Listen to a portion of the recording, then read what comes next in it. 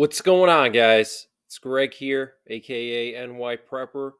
It is Sunday, February 18th, 2024, and I have some breaking news to share with you guys. Right now, it is 2:06 p.m. Eastern Time here in the United States, and we have some major breaking news coming in from Russia and the Middle East, and also the Western Pacific.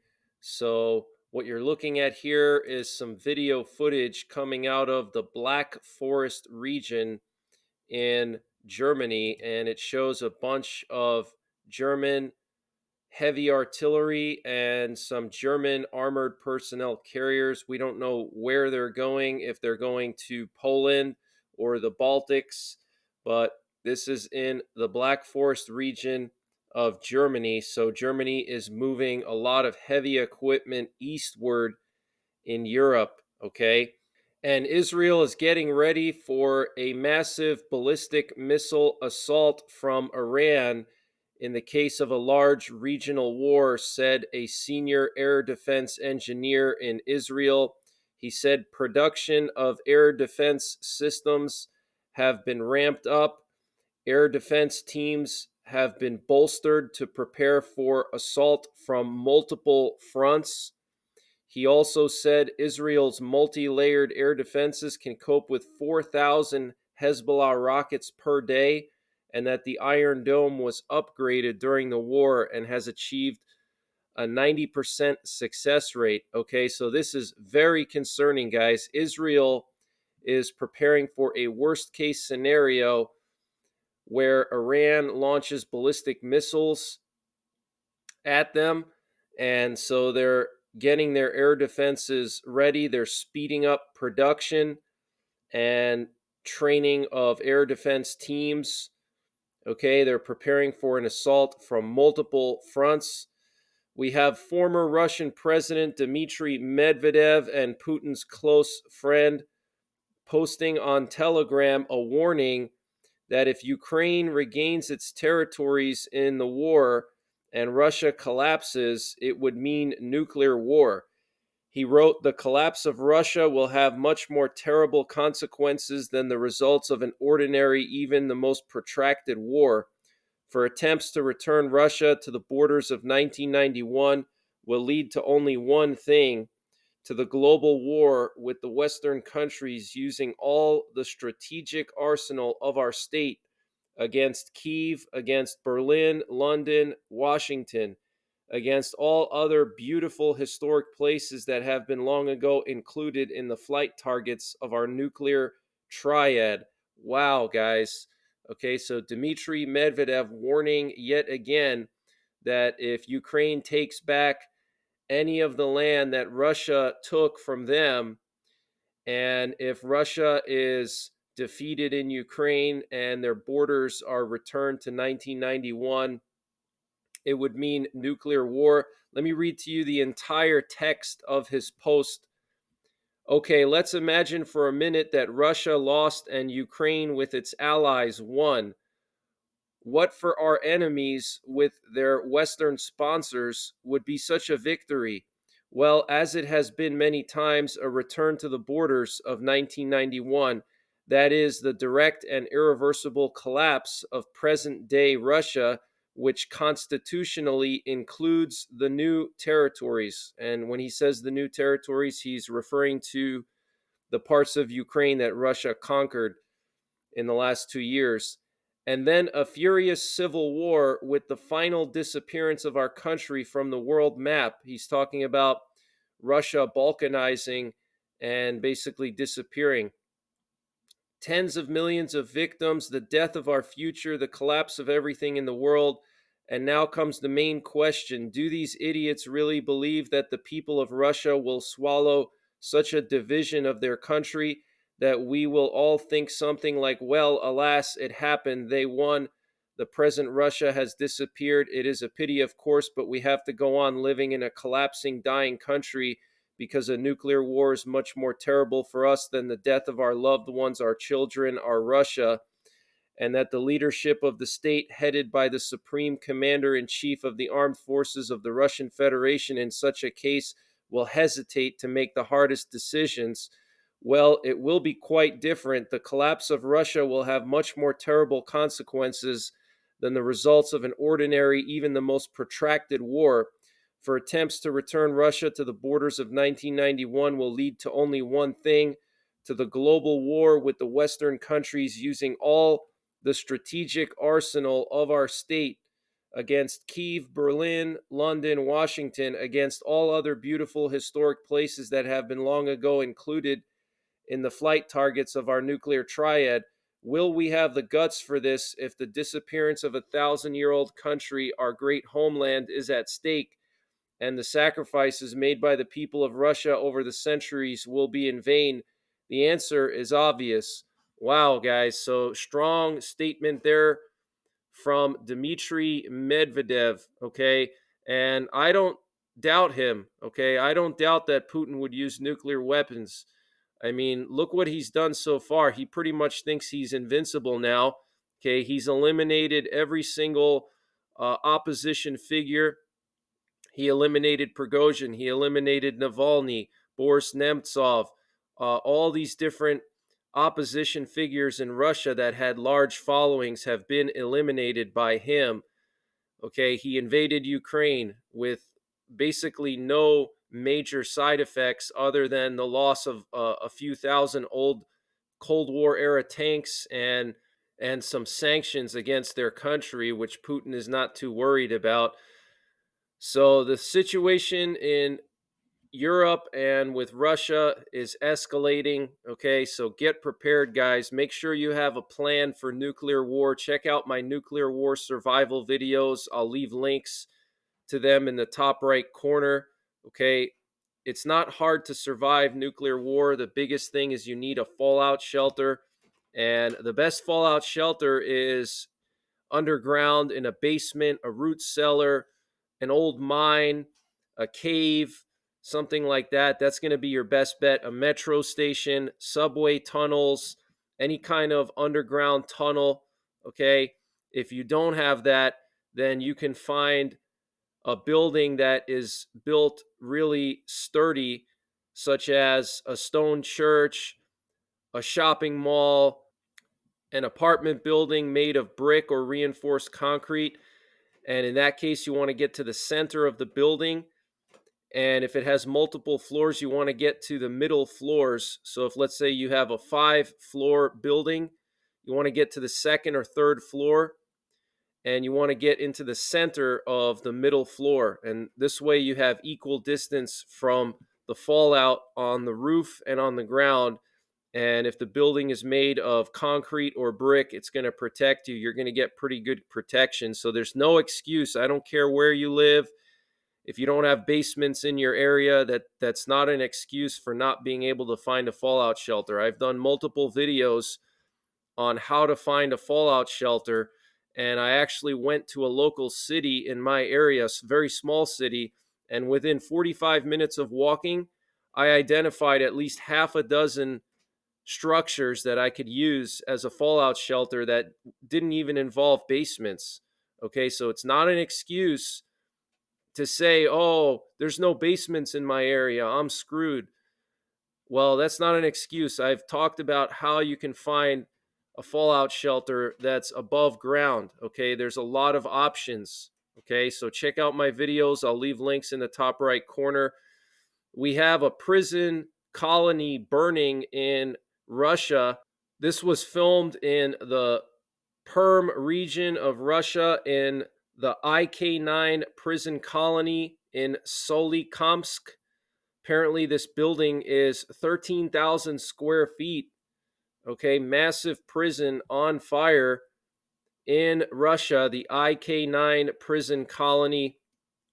And it's interesting that it's on fire literally a day after Navalny was found dead in a prison colony in the northern Urals. Okay, so this is definitely some kind of sabotage act. I mean, obviously, the Russian government is not going to release any information about it. And Ukraine shot down another Russian Sukhoi fighter jet. This was the fourth Russian Sukhoi fighter jet that they shot down in the last 2 days. This was a Sukhoi 34. This is one of Russia's best fighter jets. Okay, it's like the equivalent of an F-35 without the stealth. Okay, these are not stealthy, but they're very fast and they're very advanced. And there you can see it crashing to the ground. We don't know exactly how they shot it down, if they used Stinger missiles or some other kind of anti-air system. Okay, but pretty interesting. Okay, you can see it there falling down. Okay, falling through the sky. Check that out. So the Ukrainians are kicking butt and taking names even when they're outgunned and running out of ammo. All right, pretty interesting. And for the third night in a row, a French nuclear capable fighter jet has been flying around the Baltics. Here we have a French Mirage 2000D fighter jet that was flying around Kaliningrad. Check that out. Okay, it was going all around Kaliningrad and back and forth along the border with Kaliningrad. And this version is the 2000D, which is a conventionally armed Mirage 2000, but they have the 2000N, which is a nuclear armed version, but the conventionally armed versions are nuclear capable. They're just not armed with nuclear weapons. They can accept the French ASMP long range cruise missile, which has the TN 81 300 kiloton warhead on it. Okay. So France is flying nuclear capable fighter jets and conventionally armed fighter jets in the Baltics and northeast Poland. And this update was sponsored by My Patriot Supply. Guys, My Patriot Supply is doing a discount on their 1 month emergency food supply. And to get the deal, you got to go to preparewithnyprepper.com, and the link is in the description below this video. This is a 1 month freeze dried food supply. It has a 25-year shelf life. Normal price is $237. They've dropped it down to $177. So that's a savings of $60. And it's all packed within 2 rugged, water resistant buckets. Free shipping is included. $177 for 1 month of food. Where are you going to find a deal like that? They also have a general store, and they're always running discounts in their general store on various prepping and survival items. They have everything from MREs, potassium iodide, to survival seeds. And to get to their general store, you got to click on the My Patriot Supply logo at the top of the page when you get to preparewithnyprepper.com. And you'll see when you get there, they have everything you can imagine. So use the link preparewithnyprepper.com to get $60 off the My Patriot Supply 1 month emergency food supply. That's $180 for 1 month of food, free shipping included. The link is in the description below this video. And also check out their general store. They have everything you can imagine prepping and survival related, and they're always running various discounts there.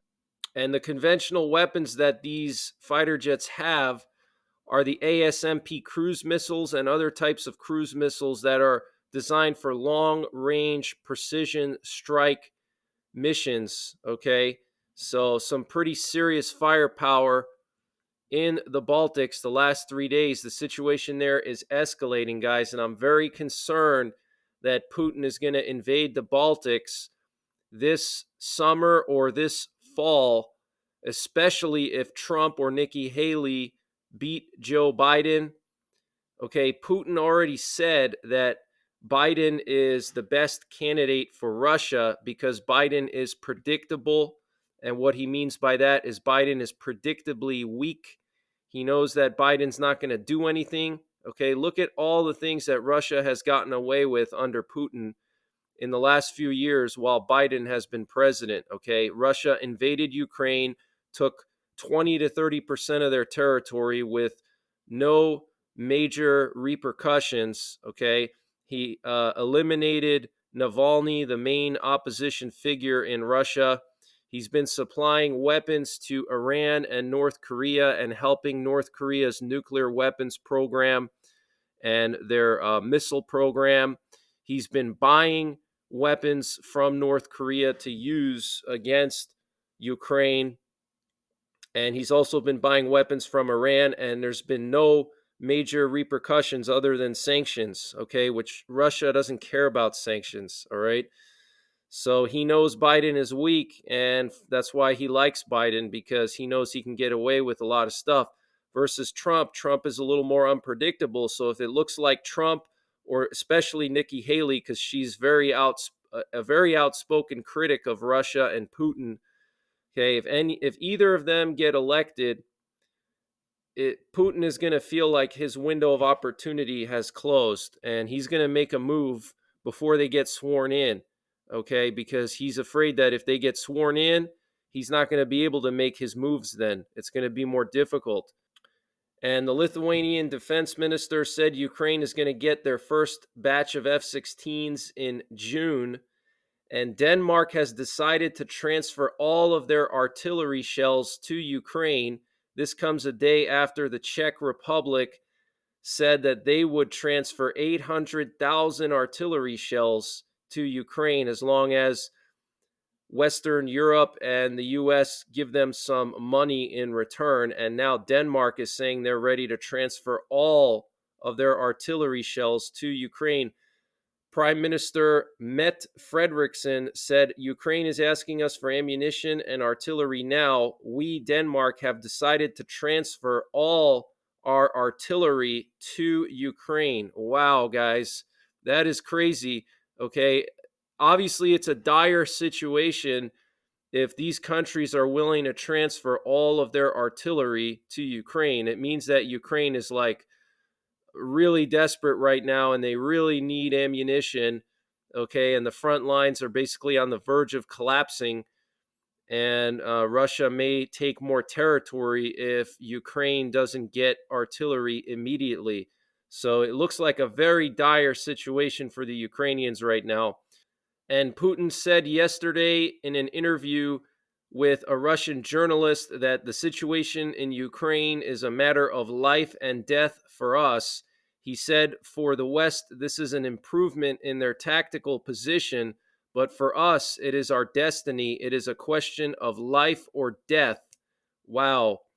And Zelensky commented on the withdrawal from Avdiivka. He said Biden knows the details about Avdiivka. He admits that the weakening of arms aid to Ukraine is the result of what happened with Avdiivka. We want to save the lives of our boys.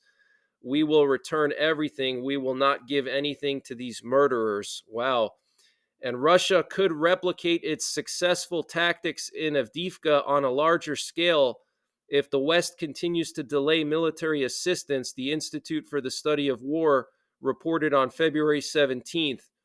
The Institute for the Study of War notes that Russian forces secured air superiority during the Avdiivka offensive, while Western delays have hindered Ukraine's air defense.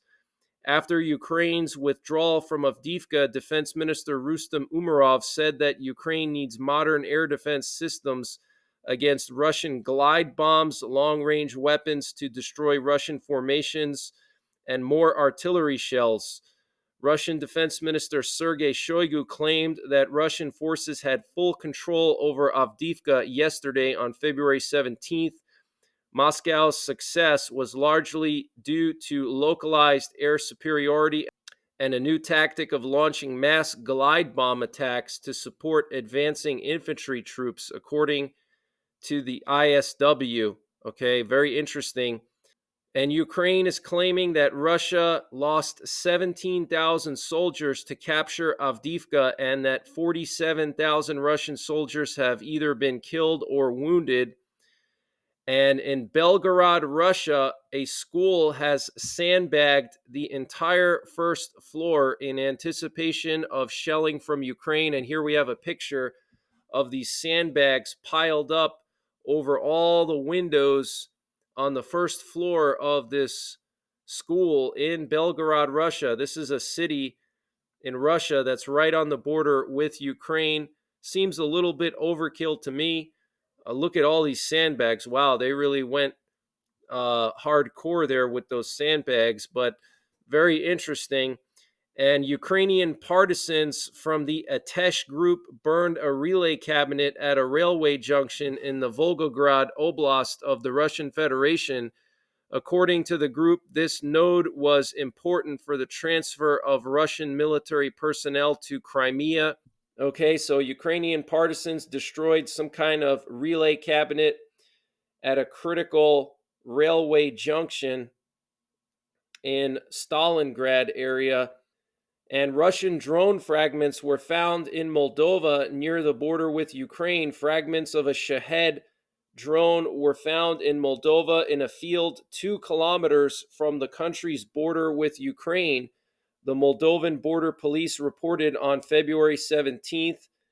And Polish farmers have called on their colleagues from the European Union to participate in protests on the Polish Ukrainian border. Farmers from Germany, France, and Belgium are expected to appear at the demonstration in Dorohusk today. And Polish media reports that the blockade is intended to completely stop border traffic from Ukraine. Okay, so starting the 20th, Polish farmers are going to totally block the Ukrainian border and prevent any trucks from coming through. That is huge, guys. And already we had a situation a week ago where Polish farmers dumped out all the grain from Ukrainian trucks that were parked on the border. Okay. And many Polish and Ukrainian politicians were theorizing that this was the work of Russian agents to try to cause a feud between Poland and Ukraine. And the Israeli government will approve a new statement agreed upon by both Netanyahu and Benny Gantz that Israel will continue to oppose the unilateral recognition of a Palestinian state, which will give a huge reward to terrorism. And Netanyahu said today that the release of detainees can be achieved only through a military operation and strict negotiations. He said, "We reject international dictates regarding the establishment of a Palestinian state." He said the establishment of a Palestinian state cannot be imposed on Israel. And he said, "We will ensure safe passage for civilians to leave Rafah." And he said, "We are determined to achieve a complete victory in Gaza." Wow, guys. So Netanyahu taking a very firm stance, saying that he does not want a Palestinian state and the world cannot impose a Palestinian state on Israel. And the Israeli army confirmed today that they struck several targets in southern Lebanon with aircraft and artillery. And for the first time, the Houthis tried to use an underwater drone in the Red Sea, and apparently it was destroyed by the U.S. military. And Chinese fishermen have been using cyanide to poison traditional fishing grounds of Filipino fishermen. An official from the Philippine Bureau of Fisheries and Aquatic Resources said on Saturday. Okay, so China is using cyanide. They're dumping cyanide in the ocean to kill the fish so the Philippine fishermen can't have them. Okay, but that's the latest breaking news that I have, guys. I might be back tonight with more breaking news. If not, I will be back tomorrow for sure with breaking news. So make sure you're subscribed. Hit the notification bell down below so you get notified when I post these updates. And until then, have a good Sunday. Remember to thank God for all the blessings in your life. And take care. God bless. And don't forget the 3 Ps: prepare, practice, and persevere.